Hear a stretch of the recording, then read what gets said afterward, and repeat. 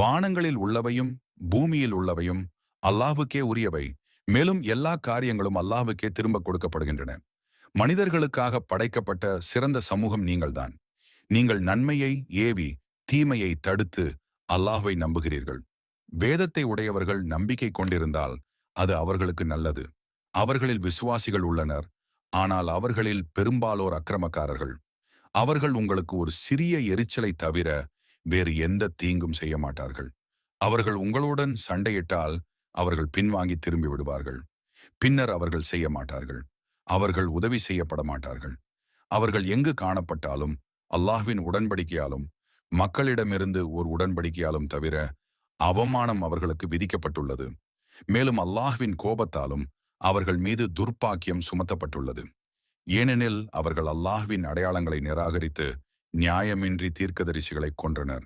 ஏனெனில் அவர்கள் கீழ்ப்படியாமல் இருந்தார்கள், வரம்பு மீறியவர்களாக இருந்தார்கள். அவர்கள் அனைவரும் சமமானவர்கள் அல்ல. வேதத்தை உடையவர்களில் ஒரு சமூகம் உறுதியாக நின்று அல்லாஹ்வின் வசனங்களை ஓதுகிறது. இரவில் அவர்கள் தொழுது கொண்டிருக்கும் போது அல்லாஹ்வையும் இறுதி நாளையும் நம்புகிறார்கள். நன்மையை ஏவுகிறார்கள், தீமையை தடுக்கிறார்கள், நன்மைகளை செய்ய விரைகிறார்கள். மேலும் அவர்கள் நல்லடியார்களில் அடங்குவர்.